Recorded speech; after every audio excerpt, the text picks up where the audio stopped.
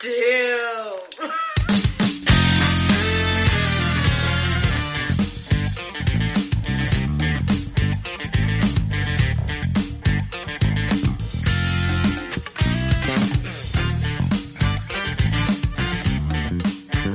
Final Gravity, Block 3, Plato 3.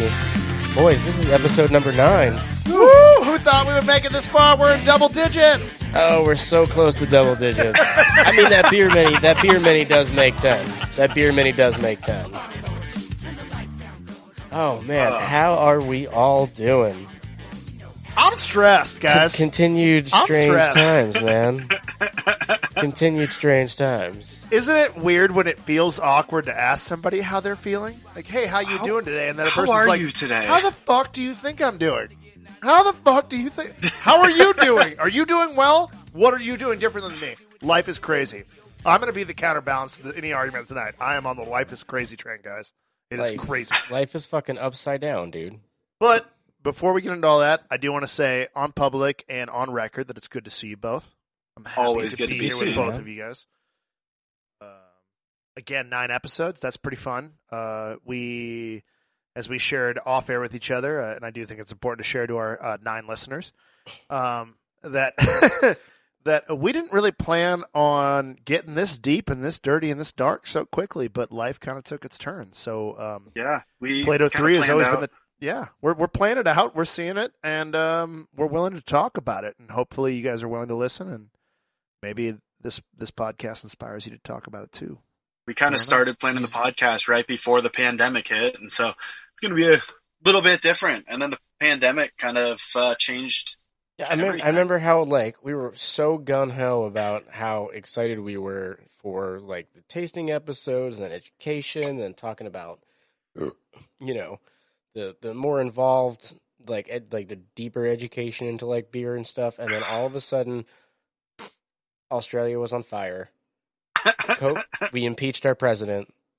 COVID broke out. Worldwide pandemic.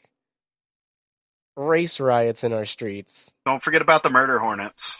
Murder hornets, which seem to have just kind of phased out in 8 days. First of all, if anyone from a time several thousand years ago were to document this is literally like the plagues. Yeah. This is the beginning of the book of Revelation. Or you can see the Independence Day aliens looking down and being like, just wait. We don't have to invade yet. They're going to burn it all down themselves. Don't. Yeah, they're going to be like, we will literally not have to waste our weapons on this planet. Just hold back. 3 alien versions of us are holding spacecraft beer on a ship, looking down, being like, look at him. Look at it. Oh, look what he did. Look what he did. Look what he said. I can't believe that shit. Who owes me that $5? Oh, man. We had 5 on that, right? I will say 2020 has been a long fucking century. It has been a long fucking century. God damn it. I'm still really excited to come on the air on these times and talk to you guys or talk with you guys about beer and about flavor and about what we taste and what we like and beer education. But it has been hard over these 9 episodes because no way we can get away with not talking about these things. It feels very trivial right now in a time where so many flaws of society are being exposed or being shown. I think that to me, in no particular order, and this is both not to piss people off, but also not to skew my judgments too far in any one direction right now. The things that upset me the most right now are the obvious systems of inequality in our society, which are predicated mostly toward minorities. The complete lack of believing in science. That is frustrating to me. It's frustrating to me that we hold ourselves in such high regard as a species, and we hold ourselves in such high regard as a nation, and we are literally willing to look science in the face and say, fuck you. That's not right. That's a problem. And again, something that is also predicated and kind of goes into one, but the enormous wealth structures that exist in society and that are totally out of balance. And again, this also does skew hard and hits harder minorities and people who, of different religions and things like that, communities of minorities. But through all this, all it's done for me is really expose that I live in a society that is not great. Not great. Sorry. If that offends you, I'll help you pack. And if that offends you, you know what fucking T-shirt and hat I'm talking about. So go fuck yourself. I mean, it's just, call it nihilistic, call it whatever label you want to throw at it, but I've always had that view of humanity. I'm like, I can't believe that I'm the same species as some of these people. As honestly, like a good vast majority of them too. Yeah. Like how are we all this? Like, I don't. Right. That just. How am I a part of this? Yeah. This is literally the question I've been asking myself every morning. How am I a part of this? And I look how do at, I fit into this puzzle? Other species, and it's like you don't see, like, just because that dolphin's a different color, like it's not allowed to play with the other dolphins. Or it's Rudolph not the allowed to pee in Red-Nosed the same Reindeer is ocean. just a fairy tale, you know? You know? Like, human consciousness is our biggest downfall. Like the fact that it's also our greatest strength. It's also our greatest strength. It separates us from every other, species on the planet. Well, this episode is going to be a hoot, obviously. This is going to be good. We're going to talk about a lot of positive things. Before we really get down and into it, let's talk about how we've all been. Well, Josh, I haven't seen you in weeks. I want to go a little. What are we drinking? Like beer podcast? Well, I know. I saw Josh with the Corona bottle, so I know that Josh has a Corona. It's a lager episode. I didn't have time to get to a store. You don't get to hide behind the lager episode. Well, no, hold up. Show the sign. I didn't wait for it. I didn't have time to get to the store, so I am drinking Coronas. But also right now, because this is a heavier episode and a heavier topic. He brought a little. Okay. Is that what do you have scotch there? What is that? Yeah, so this, my brother and I went out to the coast, the other week, and we found out that a liquor store in Corvallis, which is on our way to the coast, carries Glengarry, which is particularly hard to find in the United States, but it's one of the distilleries that he and I visited while we were in Scotland. And isn't it it's one of the original Scotch distilleries, right? Oh, this distillery is older than our country by a long shot. Yeah. So it's in this tiny little town called Old Meldrum. You could take a bus to it from, Aberdeen up into the Highlands, and you just end up in these beautiful rolling, like what you picture Scotland Highlands to look like. There's this old stone town where the biggest building is this distillery. And we found out you can buy bottles of it in Corvallis. So, starting the heavy episode with that, and then yes, I am drinking Coronas on the side. Nice. So. To wash down that beautiful, nice Scotch that is older than this country, our good friend, great taster, Josh, is drinking Corona. So you know what? Fuck all that we know about craft beer, because Josh has got it down, dude. Scotch and Corona, baby. Are you doing it with a rock, or are you doing the Scotch neat? Just a drop of water. He's a classy fellow, except for the Corona thing.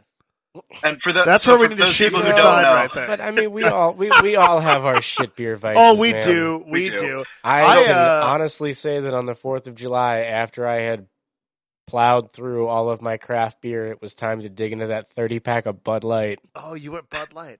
I didn't buy it. It was already there, so I couldn't. Yep. You know what I bought the other day in cans that I'm going to actually say, and for the folks out there listening, I'm not dropping this as a brag. I'm dropping this as a shaming about what I'm about to say. I'm a pro brewer. Montucky Cold Snack is a fucking good goddamn lager. We're actually at the bar I work at. We're about to switch from Rainier's to Montucky's as our cheap beer option. I would be at that bar every day in a face mask if that was the case. Montucky Cold Snack. Here's a shout out to you from Final Gravity. I love your shit's Montucky. Dope, dude. Your shit's delicious. Well, and their company is a great company. They donate to good causes. They give back to the community. And they just make a great shit beer. You make a full flavored shit American beer that I love. I'm sorry. You know, I cannot wait now. Good. I cannot wait now because my next batch of beer is going to be an American fucking lager. Cool. An American amber lager. Oh, my version of like Montucky Cold Snacks and Yinglings. And I do believe that style needs to come back in a in a positive way. But I think that the only way to bring it back in a positive way is to remember the shit things that we drink, and that's why I wanted to make my own Yingling, basically. Yep. But I will say, just to finish up, to those people listening out there, I started tasting alcohol. Like, I started getting into the tasting of alcohol with whiskeys. There's a great little bar downtown Bend called Still Whiskey Bar. They've got like 300 on the back shelf. I used to be in there every single night after work, trying a different whiskey every night. And so when I say a drop of water, it's literally a drop of water opens up your glass of whiskey, so you can get that much more flavor out of it. Just one little drop. It kind of helps to bring out those aromas, those flavors, those different textures and notes. And then you're not diluting it down with ice or anything else over time, so you still get that whiskey all the way through.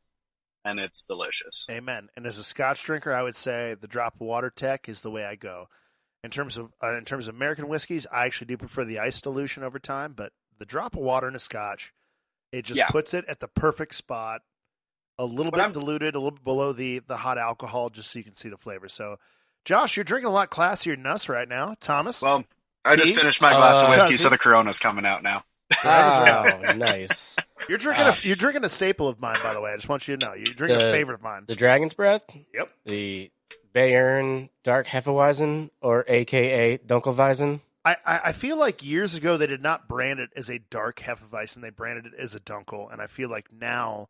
And I might be wrong about this. I completely might be wrong, but I could swear I bought Bayern Dragon before. I wouldn't be surprised if they changed the branding because people didn't know what a Dunkelweizen was, but they understand Dark Hefeweizen. Yep, yeah, exactly. But is it the way I remember it? Is it a toasty, roasty, sweet wheat ale? Oh, this is. That sounds like a yes to me. Yep. This has got to be like the most solidly brown beer. Like, there are no hints of red. It's like wood brown. It's crazy. Not like cedar, but like pine bark brown. It's really an interesting. Like, I'm curious how they got that.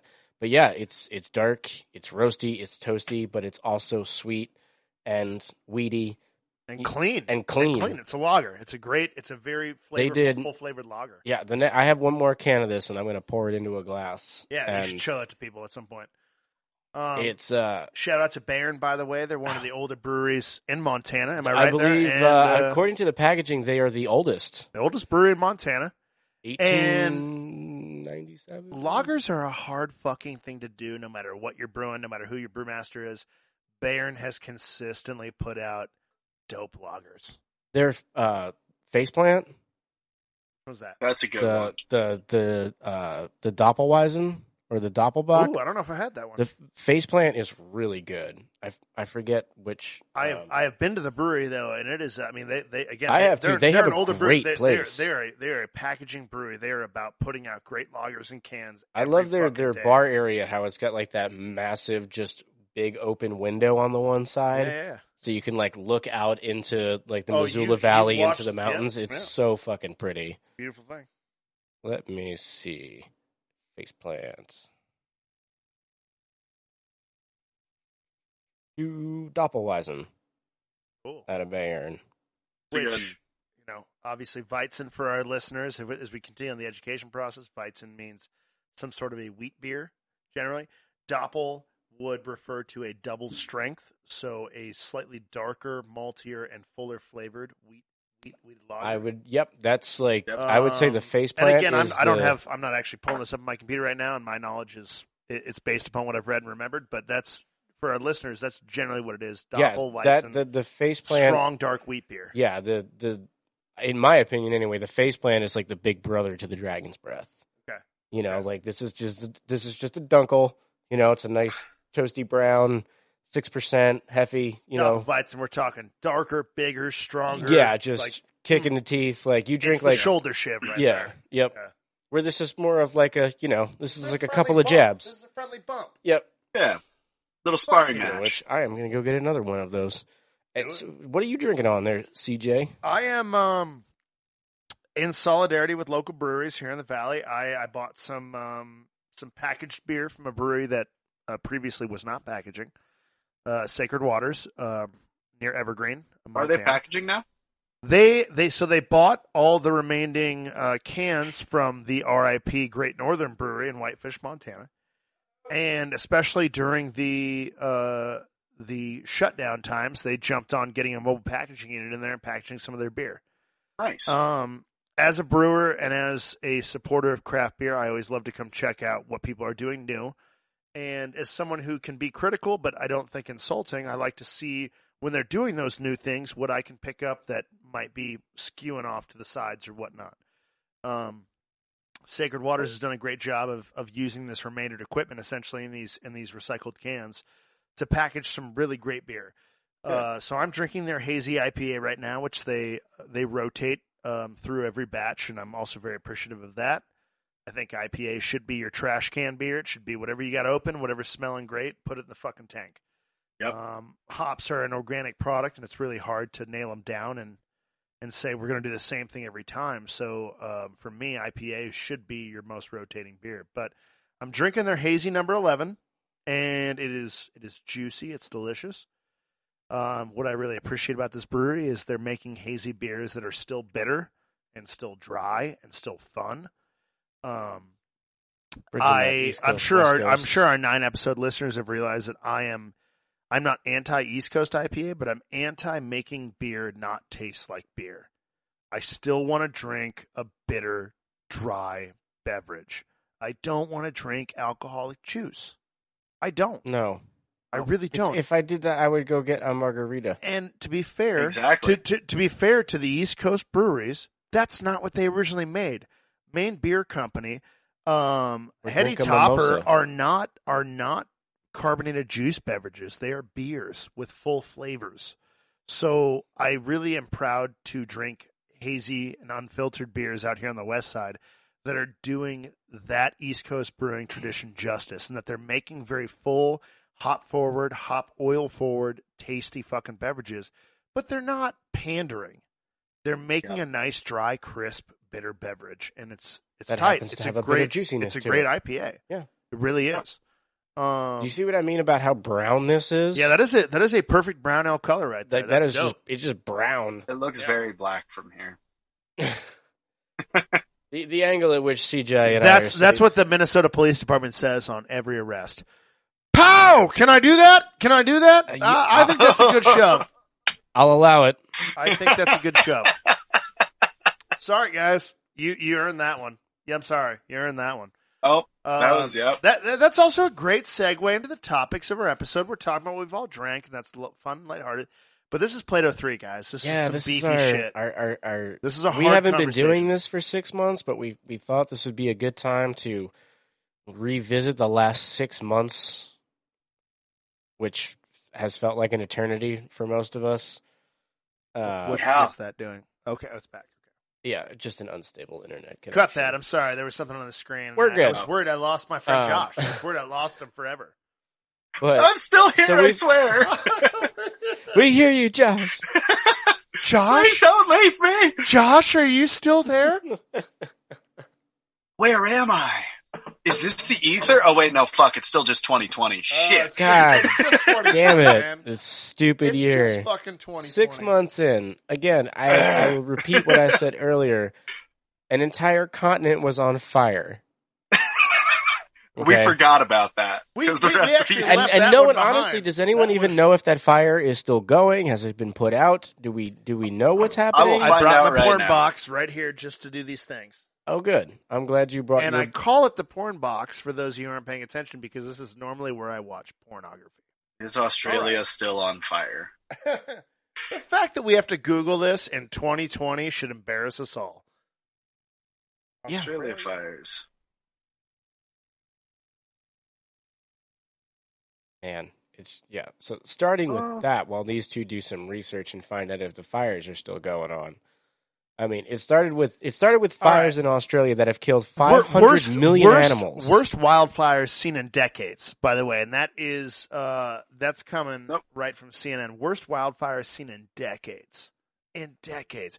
Look, Montana's. Do you remember fire season? And Josh, you were here for that fire season 2 years ago in Montana. Yeah. Dude, the sky was gray every day in summer. There was every day we were breathing. They're saying we were that what happened in on Australia state of was emergency the worst, to not go outdoors wildfires because breeding conditions in were awful. decades. There was 4 years ago in Bend, you couldn't see 20 yards down the street. It was so smoky. And like I was bartending at that point in time, and I still had people coming and wanting to sit on our patio. And then they were happy when I would see them because all these other restaurants are not letting people on their patio because apparently it's dangerous. I didn't see people bitching about face masks then. Right. Clap back, Josh. Hashtag clap back, Josh. I think please spread that hashtag. We turn that. What do they call that? A callback? Callback, throwback, referring to a joke made earlier to bring things full circle. But as far as I can tell, it looks like Australia's fires kind of petered out in between March and April. Like there's that's right. Okay, that's right. But I just want to point out that people only talked about it in January. Well, and as Josh's experience ran into it, like when you research this shit, it stopped getting written about after February because so much other shit was happening. Not because it stopped. Yeah, not because it was over with. Was done. It's like, oh shit, suddenly the United States is going to impeach their fucking president because he's a fucking clown shoe. Clown shoe, echoed. Hashtag clown shoe. Fucking clown shoes. This is going to be a very visceral clown episode. For our listeners, our 9 of them who are not used to us getting real fired up, guys. You're welcome to that episode. Third Plato, like welcome to it, Welcome to that episode. And we have all been, I'm assuming... We're tired, we're frustrated, we're pissed, we're fired up. We're drinking. It's a good combination. As a cocktail mixologist, right, I usually like about 1.5 parts pissed off to 3/4 frustration and 3/4 citrus. And that's kind of where we're all sitting right now. I throw a little mint in mine, but yeah. Oh, well, you're a better man than me, Josh. Thanks for making it. It's called a Madhito.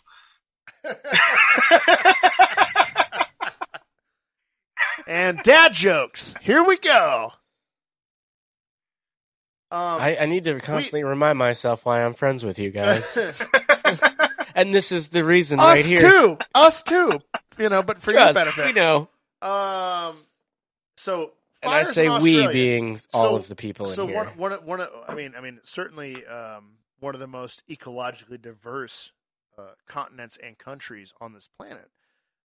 Engulfed in flames through January, February, and some of March. What else has happened in the last 6 months? Well, I think that, like I said, we got distracted with the fact that we were about to impeach our president 2 weeks after we got the news that the fires. And we did it. And then, didn't change shit. Epstein didn't kill himself. There was that whole shit. And then all of a sudden everything got fucking squashed quietly when the virus outbreak happened and we were all self-quarantining for months at a time, unemployed, frustrated with our fucking failed government because they handled that situation like a bunch of fucking kindergarten toddlers. Clown shoes. Fucking clown shoes, dude. I think that's the best way to for describe any of you who listening who disagree with this, I'm going to get a little fiery this episode. Fucking clown shoes. Let's go over the facts. The president of this country was briefed on COVID-19 in January. In February, we were being told only old people, weak people can be affected by this. In March, the president was saying we had no idea where this was coming from. In April, I think that comes after March, my brain is so fucking fried, we were experiencing some of the highest case rates of any country on this planet. In May, as everything began to shut down in response to this, the CDC was saying, hey, had we done this a couple months earlier, we would have saved tens of thousands of people's lives. To this day, we still have a government that is telling us that we have done a good job. Guess what? Ball don't lie. Ball don't lie. We failed. The numbers do not suggest that at all. We haven't done a good job at all. And because this episode is being hosted and has always been hosted by service industry members, I'm going to say, who's being hit hardest? Service workers. Immigrants, minorities, people of color who largely work in the service industry, and service workers are being hit the fucking hardest. And so, yeah, we're going to get a little fired up about it. because we're also being the first to be asked to being recalled to work. Yep. And I don't give a shit if you work in a restaurant. I don't give a shit if you do nails. You're being asked to go back to make life as normal when life is not normal. That's not even close. What I'm saying. There is no work from home when you're service industry. Your job is to serve. Can't do nails. Can't cut hair.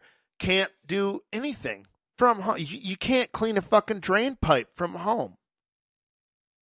Well, and to say that our government has never had a chance to prepare for this is fucking horseshit. Well, and it's always been there. 9/11. Yep. I mean, the thing that I was saying earlier before we started the episode, that I'll say again now for everyone to hear, the same people who are sitting there protesting for bars and hair salons and all these things to open back up are the same people who are refusing to wear masks now. And, like, I don't care whether you actually believe a mask does or doesn't work, which it does. That's what the state's requiring for us to be able to stay open. If you want me to keep pouring you cocktails, wear a fucking mask into my establishment so I don't have to try to police you, so I don't have to deal with this, so I don't have to get the fine from LCC, so I can keep doing my job. If you want me to stay open, listen to the fucking rules. It's not that hard. If you want to keep having your privilege, and as somebody who has been historically anti any kind of authority, if you want to keep having your fun privileges, listen to the fucking rules right now, because people are dying. And for anyone smart enough to clap back at the current situation, every day I go to work, I wear a fucking mask. Right now I'm sitting about 6 feet away from my friend, but we've been exposed to each other for 3 months. So if it was going to happen, it's going to happen. We're good. If you're going out to a place where you might come into contact with someone you don't normally do right now, it is your moral responsibility to put on a mask. And also, as we talked about off mic earlier, if you forget, it's not anyone's moral responsibility to shame you. But when you're walking into places of fun, recreation, cut loose, excitement, you don't get the forget clause. Do your fucking responsibility. Put on a mask. There's a lot of other ways this thing can go around, sure. That's not a defense. It takes 3 seconds. I've timed myself. And I'm a line cook. I'm fucking fast as shit. It takes 3 seconds or less to put on a goddamn mask. Put it on. And that's to everyone out there right now. Because we are out here, cooks, bartenders, brewers, chefs, servers, whatever, dishwashers. We're back at work, and we're grateful for that. We're back at work for you, and we're grateful for that. Be grateful to us. Put on a fucking face covering. There's no reason to be a shitty human being anymore. Nope. There never was in the first place. There certainly ain't anymore. Put on a face covering. Although, to get fired up about, like, I feel like, well, I'm glad the pandemic numbers were low in retrospect, given the actual world population. You know, there's 7 billion people, 11.9 million were affected. That's like 1% of the actual total world's population, whatever it is. We got the Dane Cook of plagues, of pandemics. We needed a better plague to wipe out some of these fucking morons. I'm not going to disagree with that. I'm not going to disagree with that at all. I mean, and I will say personally too, like, yeah, go ahead, take me with it, because there are too many fucking people. We got the Dan Cook of presidents, to be fair, too. And I'm sorry, Dan Cook, because actually you're better than that. You're not great, but you are better than that, Dan, and I'm sorry. No, there is, like, we got the Donald Trump of presidents, is what happened. Yes, we did. We didn't get Donald Trump as a president. We got the Donald Trump of presidents. He just happens to be Donald Trump. I believe he's one of the 9 people that listen to the show, and I'm going to Donald Trump. If you're listening, fuck you. He's easily got enough time in his presidential bill. Are the biggest clown shoe in this fucking circus. Fuck you, dude. Fuck you. I hope your whole rotten family goes to jail. I bet you we just lost half our listenership I've been there, and I'm so okay with it. I can say that. I fucking get to say that. I hope your whole rotten white ass family goes to jail. Oh There has never Although been. I did see the best meme today. It was a political cartoon, and it had Kanye, Joe Biden, and Trump all up there, and their titles were "Gay Fish 2020," "Turd Sandwich 2020," and "Douche Canoe 2020." Yeah. Which one was I which? was like, I'm I gonna think let it's you an figure order. that I think out. it's an order. That Kanye's is, Gay Fish. yep. Turd Sandwich Which is Joe Biden. is Joe Biden, and Douche Canoe is Donald yep. Trump. They are specifically in order. Oh, and again, as someone who is, by the way, we live in a two-party system, and that's never been able to be changed since America was founded. I don't want to vote for Joe Biden. Nope. I don't want to do that. But this is why I struggle to vote at all. But I know I have to. You have but to. this is why I struggle to. Let's rephrase it. You don't have to. In fact, the reason that makes it a democratic vote is that you don't have to actually participate at all. However, you have to understand that if you don't participate, you have no right to complain. That is the thing that goes out to everybody. You do not have to vote. I can make observations. You can make observations, but if you do not participate, even knowing, and I've been on this side before, even knowing your vote might not matter, and honestly, sometimes it doesn't. Sorry, that's really hard to admit, but it doesn't. You don't get to complain at the end of the day. Part of this society is buying into the fact that you still have to show up and participate. And participation does not mean winning. And that sucks. Yeah. That fucking sucks. But it's like dodgeball in high school, dude. You, me, and Josh were all on the same side of the line, and the dudes who still have girlfriends are on the other side of the line, right? The fucking rip-jack motherfuckers. Okay? Actually, you two, I think, are still maintaining a proper romantic relationship. I feel I'm not. But the point is, I'm single. The guys in high school that still had girlfriends are jacked up and on the other side of the line. And that's the spread. It's always the spread. But if you remember all the Revenge of the Nerds movies, if you remember all the loser movies of the 80s and early 90s, at least we fucking showed up. At least we fucking showed up. At least we fucking took the hits. At least we fucking took the fucking fastballs to the chest. Look at what happened with Jeremy Piven and PCU, man. You know, you show up. Yeah. You show up and you contribute and you state your opinion publicly. That's what voting is about. Voting is about saying, "Hey, I'm against this."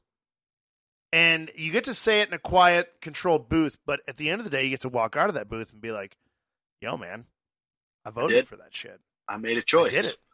I made a choice." Well, the thing, a post that I saw recently, which really resonated with me, because you were saying, it's a two-party system, and I think it's insane to think a two-party system can represent 350 million people, or whatever the number is.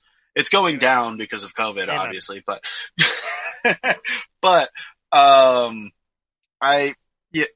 post I saw, it said something along the lines of, "I want to apologize to all the old Democratic Party, or all the old Democrats out there who think that all of us young people are actually part of your party. We're not. We've seen the two-party system. We understand that we're not going to remove the two-party system, and the Democratic view falls closer to what we want. So we will pretend to be Democrats so we can have our voices heard, so we can make the changes that we want. So no, we're not going to vote for your establishment candidates. Yes, we are going to do everything that we can to change your party into what we want it to be. I'm sorry that you don't like that." A fucking man.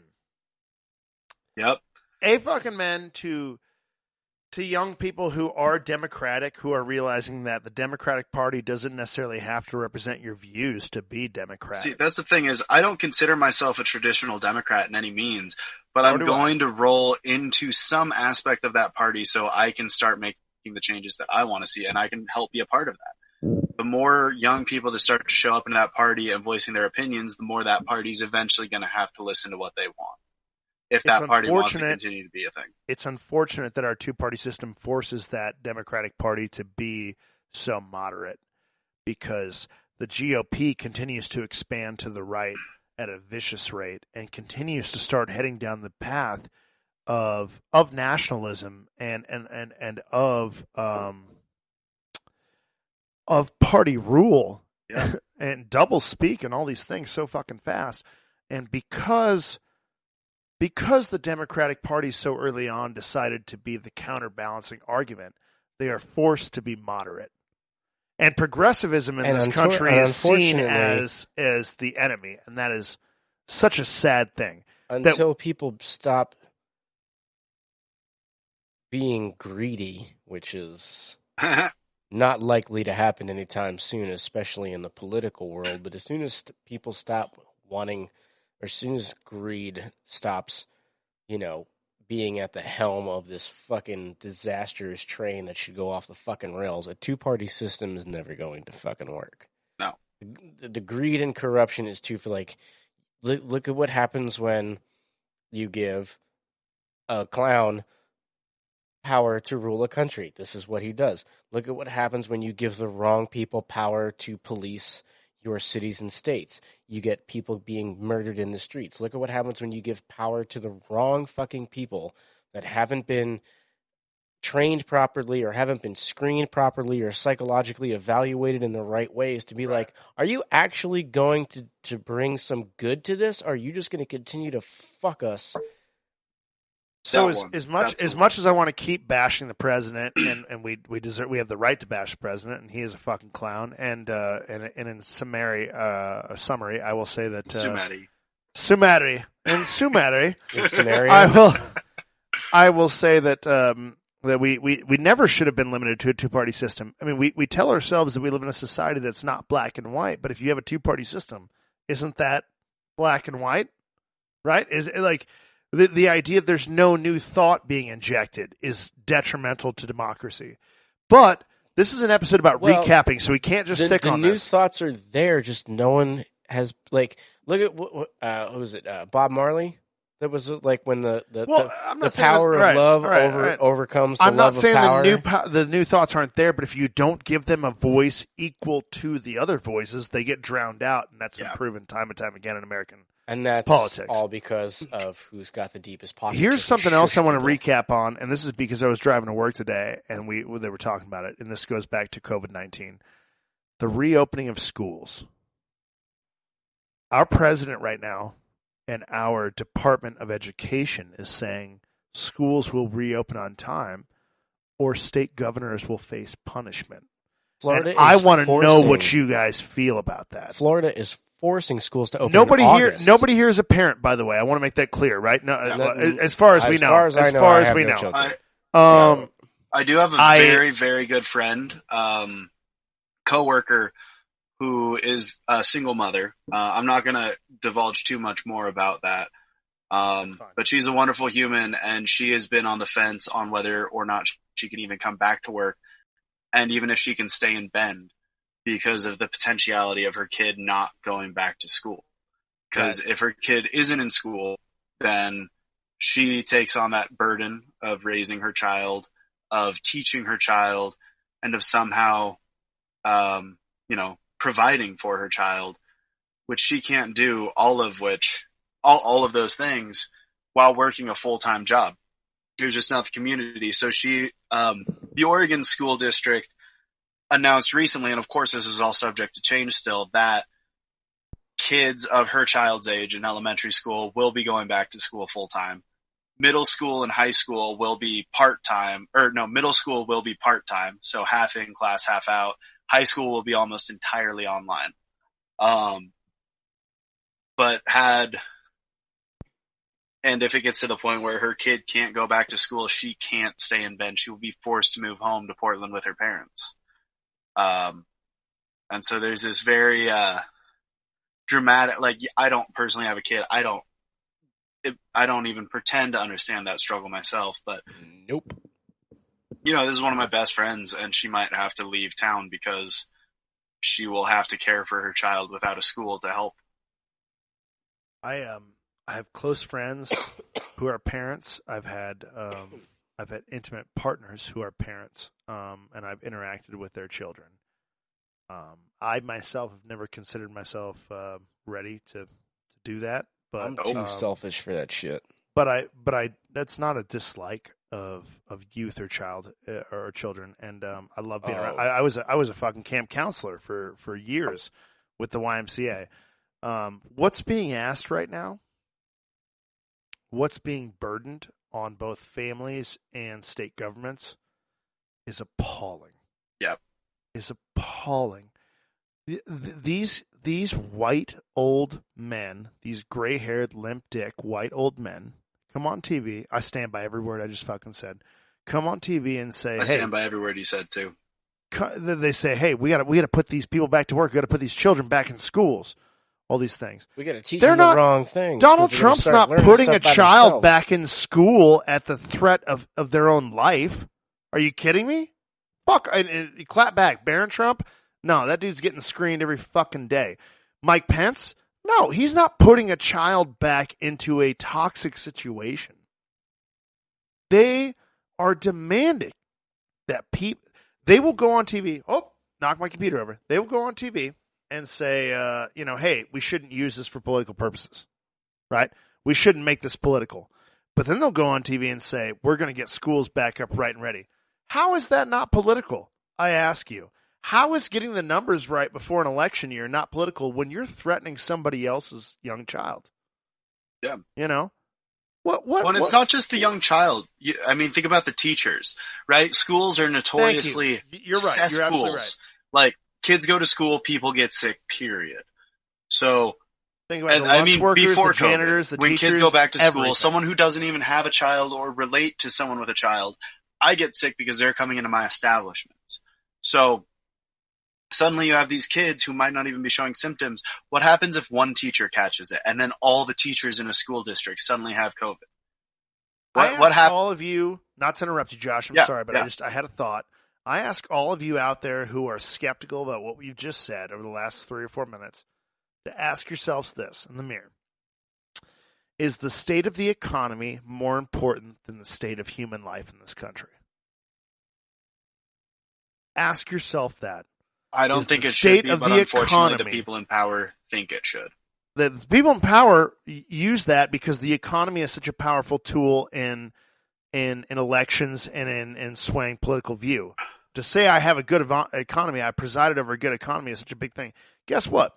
The metrics for this economy don't affect most of Americans. So again, ask yourself this question then. Is the comfortability of the rich more important than the life of the poor? Currently, yes. Unfortunately so. Unfortunately so. There is no... And that has been...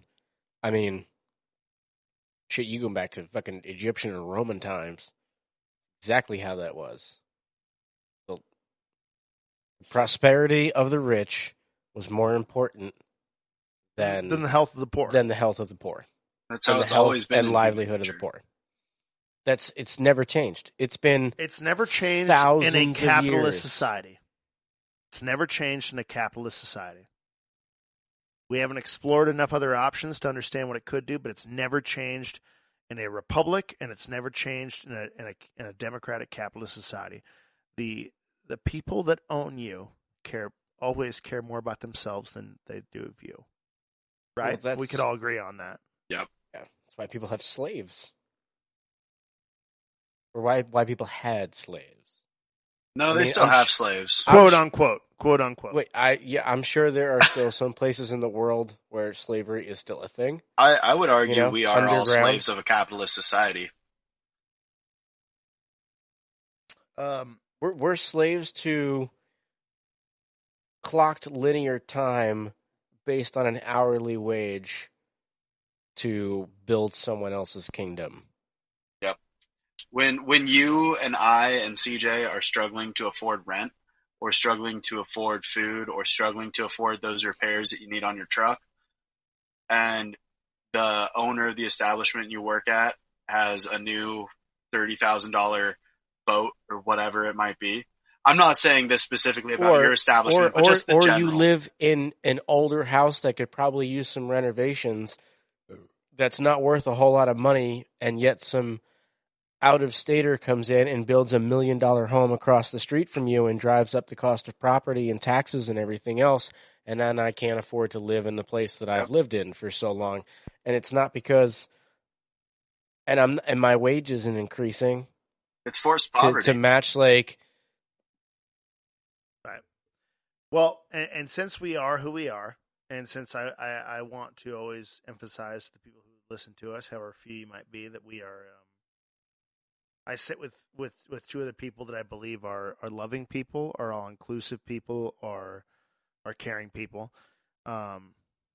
We are three white dudes. Yeah, right. Very much and so. whenever we bring up wealth inequality, however it might affect us, First world problems. I want to remind everyone that we also recognize that the same things that we go through every day, populations of minority in this country go through 10 times every day. And I guess I would like to clarify, when I say we're all slaves to capitalism, I in no way mean that our struggles as like lower middle class to impoverished people at all compared to slavery in what it used to be and what it has been for many, the terminology many that has to be used to express frustration. That's also what I meant about my statement too. This is not a comparison with being a slave, but it doesn't matter to me. Like, it doesn't matter if you're white, you're black, you're Asian, you're Middle Eastern, African, South American, Caribbean. It doesn't, the Spanish. It doesn't matter. Right. Like, we are all technically slaves to that fucking economic machine. Economically, right, absolutely. Yes. We all experience disenfranchisement due to the economic structure that exists in this country right now.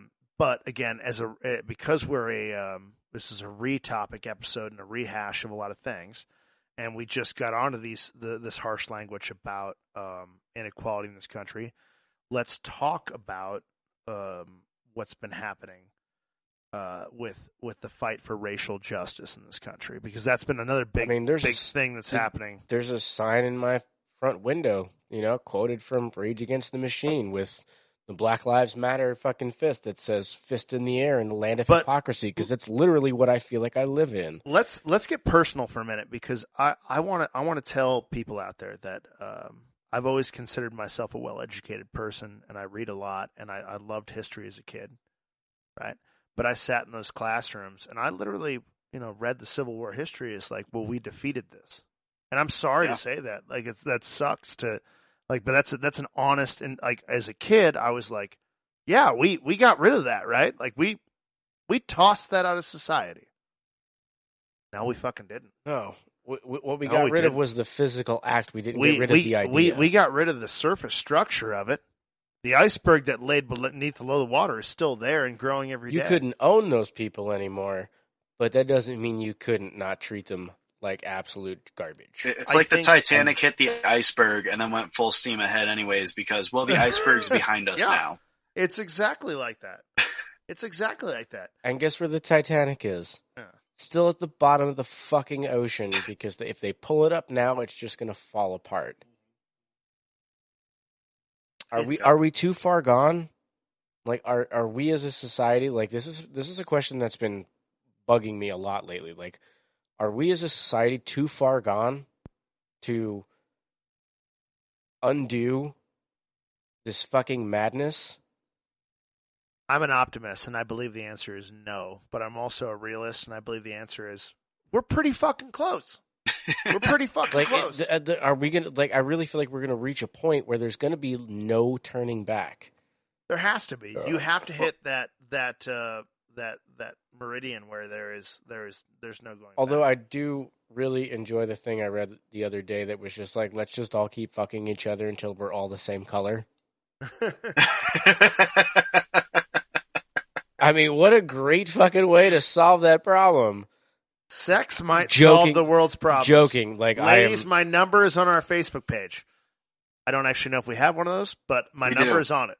Okay? We have access. We, all three of us, have access to the emails. Just send them there.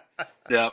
No, I think I don't think we're past that point. I mean, obviously, you look at Germany and what they went through with World War II and where their national pride was at since then. I was very blessed when I was young. I got to go to Germany when they were hosting the World Cup, which I later found out as I grew up was the first time national pride was shown in Germany since the end of the World War. So I got to be there to experience these people. Yeah, I was going to say, it's Germany. There's a lot of beautiful things about Germany: the landscape, the architecture, the beer. Yeah. You know, the Volkswagen. The Porsche. But you go to this BMW. place and they celebrate what they did wrong, right? Like you don't see Nazi flags And flying it, everywhere, but on pretty much but it's an every acknowledgement, like of, hey, we fucked up, our bad. yeah. When anywhere you go, you can find a monument to a Jewish family that was killed. They have them on the street. They have them as statues. They have memorials to all these families. And anywhere where there is some sort of a monument to what was, to the Nazi institution, they have another monument next to it explaining why they felt it was worthwhile to keep that there, to continue educating people not to make those same mistakes. That And makes I sense. think obviously America has not gotten to that point yet. Although sometimes Well, I mean, it's been nearly 80 years since World War II, and Germany is still getting a bad rap for that. yeah, and they still feel guilty about it. Like I said, I got to be there one of the few times they've shown national pride since then, and it was beautiful to see these people coming out in excitement for their country. But they don't do what Americans do. Like most Europe doesn't. They don't have people driving around with their flag in their back window every fucking day. And although we aren't to the extent of the Holocaust, we have huge national atrocities, and we are currently in this weird dichotomy where it almost feels like it could happen again, but none of us want it to. And so I don't think we're at the point where we can't come back, because obviously Germany did, and they've done a great job acknowledging their failures and moving forward from it. But we need to be very careful on the line we're walking to make sure we don't cross it the wrong way. The United States is very parochial as compared to a Germany that's more of like a sophomore in high school, just given time as an actual country. I had this might be too personal to share on air, but I'm not gonna lie. I kind of want to do it for this conversation. I had a very deep conversation with my father, who's a very smart man and a very good person. We have different views, but he's a very good person. But he said, my frustration is that tearing down monuments in this country erases history. And I said, Dad, for a while there, I thought the same thing. I mean, I was very inspired by the Winston Churchill quote, "A country that forgets its past is doomed to repeat it." But then I said, hey, man, we got history books. We got museums for a fucking reason. Yep. We don't need to remind ourselves every day. We don't need but the museums and the history books need to be written properly. They need, absolutely, and there's no disagreement with that. We could argue up and down how history is not accurate in a history book, absolutely. But the point is, Nikolai Tesla. The point is, we're not going down that rabbit hole. You shouldn't have to drive down a street every day to go to work and feel a symbol of oppression staring down at you from a permanent fucking monument. And that's when I looked at, I didn't look, I kind of looked, cerebrally, but I talked to my dad and I said, Dad, I'm white. I've never been oppressed. That's not to say I haven't had the best of lives. I made mistakes, and I don't believe that's necessarily true. Well, but that I'm white? Well, no, not that you're white.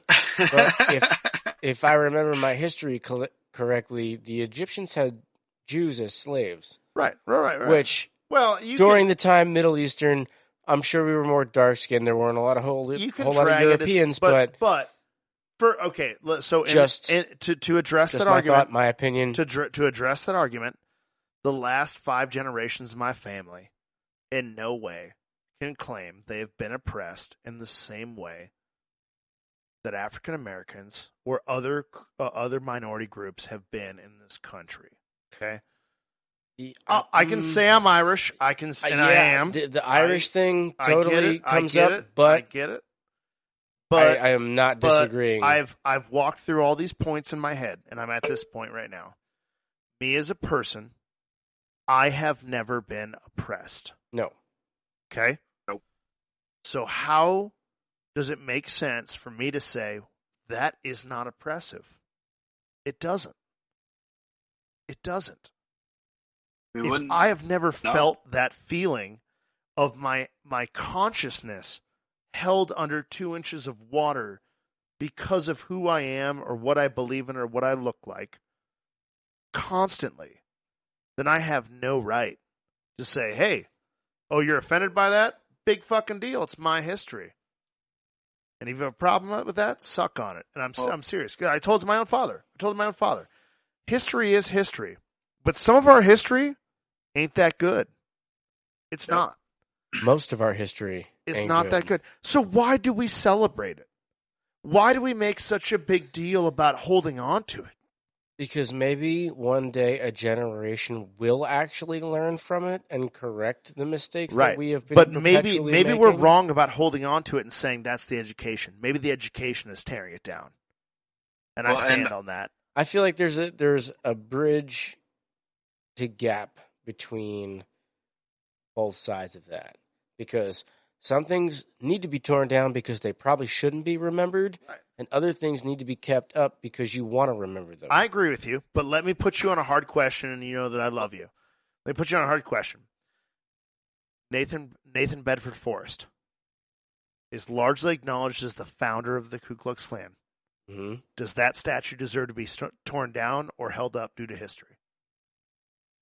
Depends on what the statue is representing.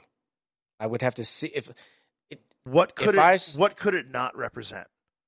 I mean, he is the founder of the Ku Klux Klan. I feel like it would, for me, it would be aesthetically driven. It would depend on how the statue of him is depicted. Sure. If it's him in a full, I don't know the name of the garments that they wear, but if he's in a full Ku Klux Klan, I would say probably not. But if it's him in a suit, I'd be like, leave that up and explain to people who that is and what he dressed like. I would, but you're not advocating for the fact that just because he's in a suit, he's no longer a white supremacist. Just to be clear, no, I'm not taking anything away from that. I feel like that it's the aesthetic representation, because if you see that person's face, if you're able to look into a version of that person's face, you can see that they're still human being. If he's wearing a mask covering, you don't see that he's human. So you lose a side of connection with that because you are both human beings. I guess you were looking at it as a human being, as a representation of a human being. Right. So with that, like bounty hunters, Boba Fett, we'll go Star Wars right now. Never saw their faces. Why? Because you never wanted they never wanted you to see that they were comparable to any other species. They were trying to remain anonymous. So if you give a face to that, I think that's where the line for me would be the difference. Interesting. Josh? I guess to kind of bring it back to what I was talking about in Germany, I don't think removing statues of racist people is removing them from history, right? Germany doesn't have a single statue of Adolf Hitler, but no one's ever going to forget that man. You have photos and maybe statues of him in museums, in history books. You have history books. You teach about him and you learn about him, but he does not need a fucking statue on Main Street to remember who the fuck he was. We do not need statues of Confederate generals to remember who they were. Ask yourself, is there anywhere a statue of Adolf Hitler in Israel? And are there Israelites saying, wait, we don't want to forget what happened there. We don't want to forget that. That might be a thing. No, Germany will never forget what Adolf Hitler did, but they're never going to put up a statue of him either. There's not that. So we have a country that is very dedicated toward this. And by the way, I'll remind the listeners again, I lived in, grew up in, and consider myself very much partly from the South. New Orleans, Louisiana was very much partly, like 60% of the time it works all the time. New Orleans, Louisiana was a home of mine for a very volatile part of my life, and it also educated me so many ways toward what race relations look like in this country. I was shocked, but I was shocked because I was a white kid who grew up in a white neighborhood, who went to a mostly white school, who went down to a place that was not mostly white.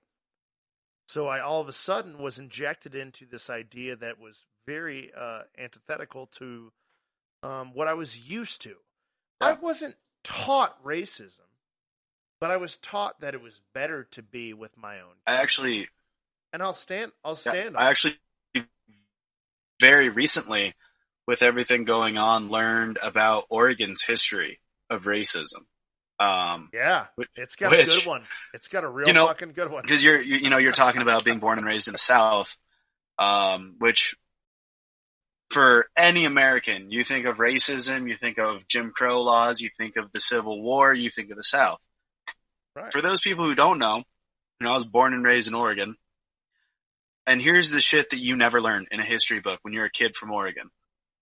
Oregon was the most racist state in the Union for a long time. We were actually founded on a constitution that did not allow black people to own property in our state. Yeah. And that was there until about the 1920s. And then the racist statements, although the effect of them was removed in the 1920s, up until the 1980s or so, like maybe even 1990s, there was still the way the Oregon Constitution was phrased still separated whites, Negroes, and mixed breed people. And that was up until very recent. Actually, in Bend, there's Pilot Butte is the main butte. It's where fireworks go off every night. There used to be monthly marches up Pilot Butte by the KKK to burn crosses on the top of the butte to tell black people they're not welcome here. And this was up until like the late 1900s. Like Oregon was founded on racism, and they don't teach that in the history books. You have to do that research for yourself. Land of the brave, but you're not welcome here. You're not welcome. Oregon was founded, a lot of people now call Oregon a utopia because it's got all this great outdoors, all the beer, it's a peaceful place, and it's actually one of the more progressive states in the Union now. But the reason it's called a utopia, the reason that verbiage started getting used was because it was originally founded to be a utopia for white people. Yep. That's how that became a thing. It absolutely was. Yes, it was. It was going to be anti-slavery, but it was also going to be anti-black. No blacks allowed. We won't have slaves, but that's just because black people won't be here. Originally, the rule was any black person found in the state would be whipped 40 times every 3 months until they left. I don't know how much time we got left before editing and things like that, but I want to say that maybe this organic episode of Final Gravity is about. We're doing pretty good, man. We're actually right about an hour. Are we? Good, because we got some more things to talk about, but we can edit that shit. I don't edit. You guys. We don't usually edit things out. What we say, we mean. Jobs. Mostly because I don't know how to use a fucking computer. Oh, there's definitely a beer mini or two, like just of the ramblings. Yeah. There's definitely going to be some fun shit coming. Yikes! I've said some inappropriate things. I'm sorry to the people I've heard. I feel like the whole whole pre-episode, even the MAGA hat wearers. I'm sorry if I've offended you, dude, but fuck you. The whole pre-episode mass discussion may just be a mini in and of itself, like a 5-minute mini where we just. Actually. Oh yeah. So, listeners, all three of you, make sure you keep an eye out for our now apparent beer mini about wearing masks in service industry situations. I'm excited. I was just going to say, maybe this episode might inspire some people to do some reading about historically about where they come from. Yeah. Well, and I don't mean that just as a bashing. Let's bash the white race. I don't mean that as just as a BLM supporter. I mean that as everybody. Yeah. Maybe we could all benefit during this time by doing some research into our organic human history. Well, and maybe we can look at ourselves in the mirror and have some humility and remember that, look, not all Irish people were great either. Go read we got some. We did some bad things. Not all Scottish people were great either. Oh no, the Irish not only did bad things, but I was reading something about like the whole immigrant scheme where we were. Look, the Irish were being brought over as slaves. If you want to tattoo a fucking clover on your shoulder and call yourself Irish, and you don't understand how offensive the term black and tan is, why don't you go read a fucking book? Why don't you go read a book? And again, that is not to promote anything over one's. But what I'm saying is, we should learn our history right now.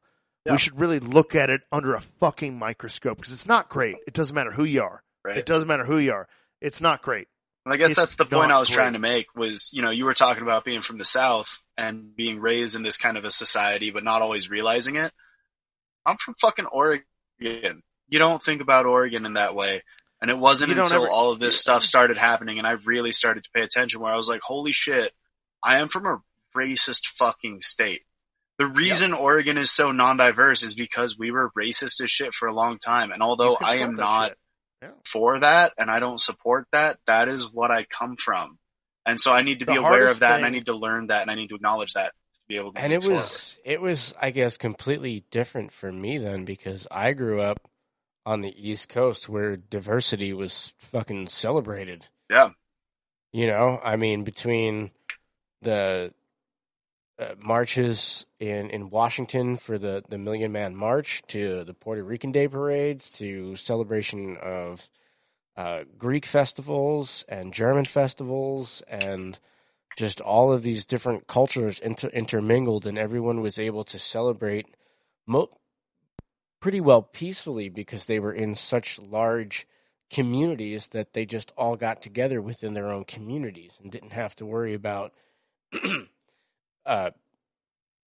people from outside coming up and interfering. Although you will get your involvers that will step in and of course cause problems because certain people are just natural instigators or purposeful instigators.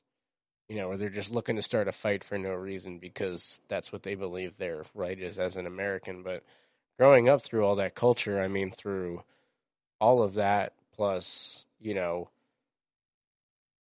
living near large cities like Philly and Manhattan, Brooklyn, and Camden, which is like rated one of the worst crime cities in the world for the last, or at least the U.S. for the last like 10 years. So growing up with exposure to things like that, it was never even like a question. And my grandfather fought in World War II. He hated Japanese people. Like someone bought him a Sony alarm clock. He's, what is this Japanese shit? And fucking threw it across the room. Institutional racism, right? That's that was some like real shit. Yeah. I think my dad used to joke around and tell me that he used to park his Nissan down the block. So when he came to pick up my mom for dates, her dad didn't see it, So it's like, institutional racism and things like that. And I grew up being like, but I go to school with black people and they're just like me. We like the same music. We think the same girls are cute, Like It's so funny that a lot of our institutional racism has come from isolating communities. Gentrification. We usually use that. White people usually use that. And I moved out here from Portland, immigrated from Portland, because it was getting too expensive. I couldn't afford to live. Because wealth gentrification was happening. But I don't think what we talk about a lot is racial gentrification. And that is that moving to Montana was mental gentrification for me. We actually promote a society, and capitalism promotes a society where wealth would be predicated upon where you live. And so affluent people want to move to more affluent neighborhoods. Well, affluent neighborhoods generally don't include people of minorities in this country. Why? Because 40 acres and a mule got busted before you got to 18 fucking acres.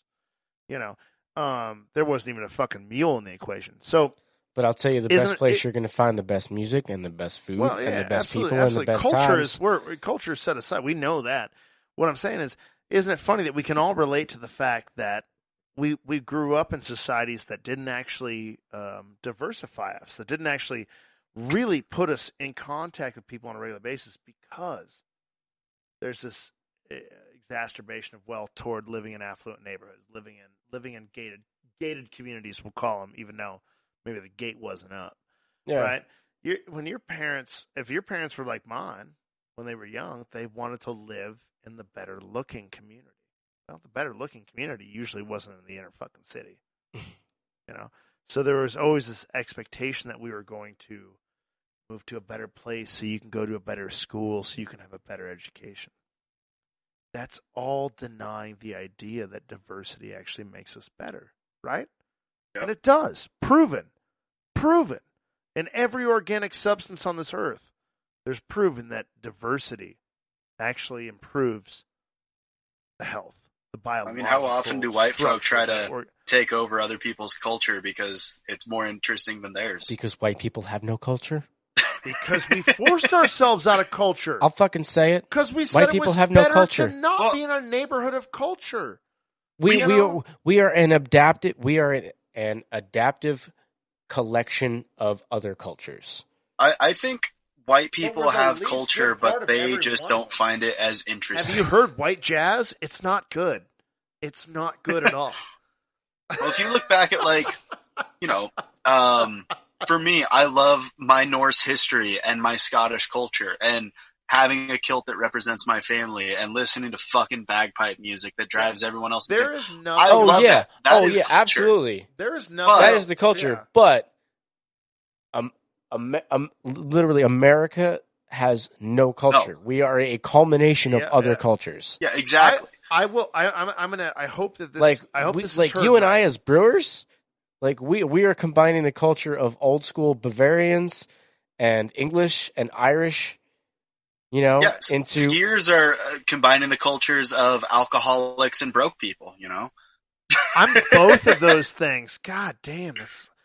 I am in no way saying if you are a person who is as clear-skinned as I, that you cannot be proud of who you are.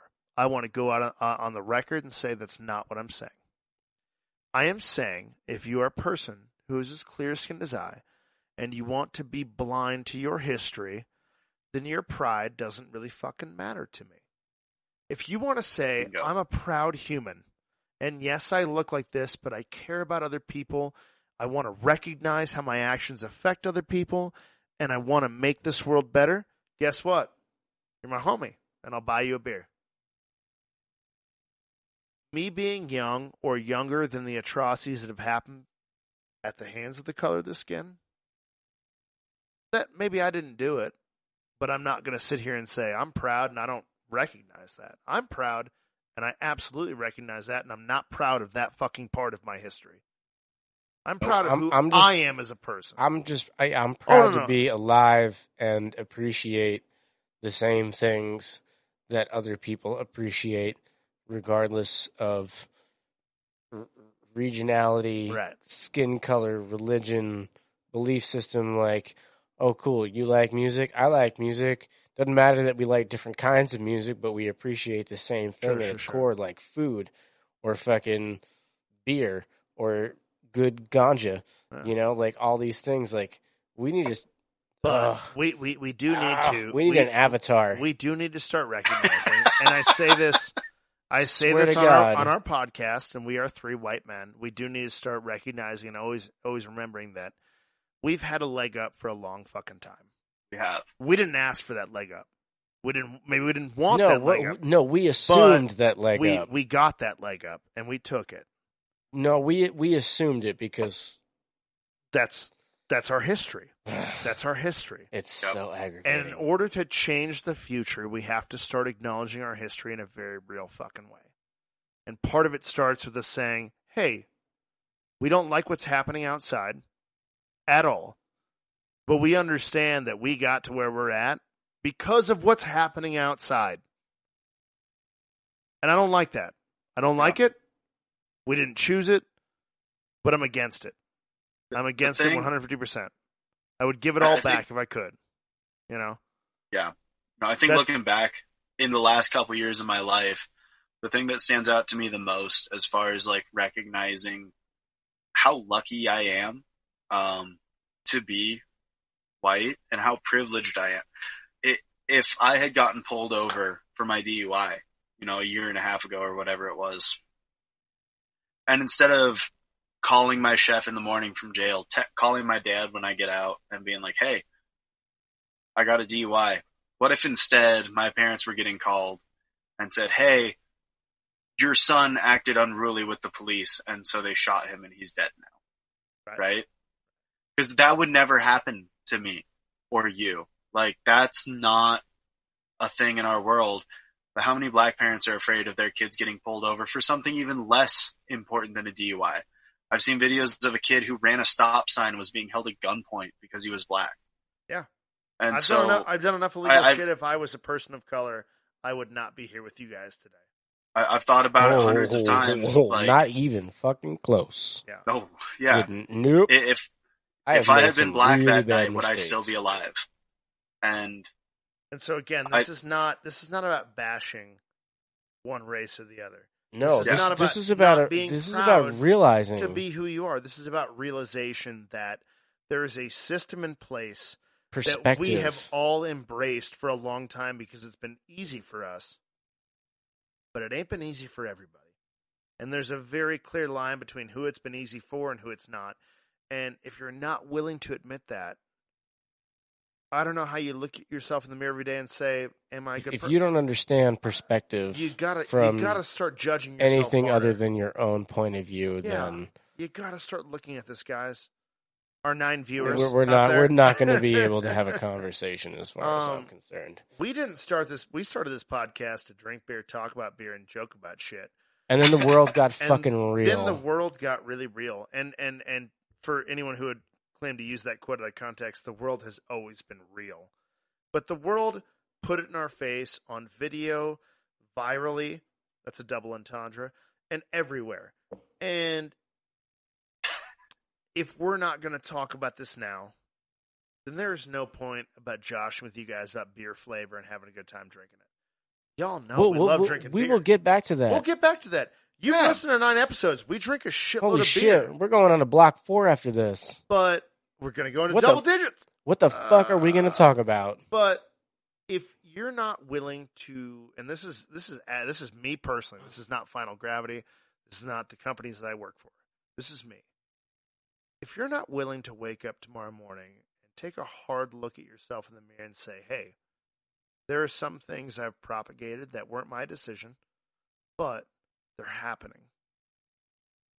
I have a better question. Then take everything I say from the forward part. When you look at yourself in the mirror tomorrow morning, I want you to ask yourself, "Why do I believe this? Why am I here, and what am I going to do next to make this world a better fucking place?" Because you know what? That's the stress I bear with myself every fucking day right now. Yeah, why do I believe this? Why do I believe the things I do? The world is spinning out of control. If you don't see that, you're part of the problem. I'm calling everyone. I'm calling all 3 of our listeners out. It's 9. It's 3 to the third power. Right. It's 9. I'm sorry. So all nine of our listeners, I'm calling everyone out, and I was actually inspired by our friends out in Portland, Oregon, Josh. First power. Middleside Topwise to tell you, I want you to look at yourself in the mirror in the morning and ask yourself, why do you believe the things that you believe? Question why you believe in the things that you believe in, regardless of what they are. But why do you believe in them? Think outside and your own personal box. Think outside of it. Push yourself into an uncomfortable zone for a moment. Even if you don't like it, most people aren't going to and aren't even going to fucking bother following through, but that's okay.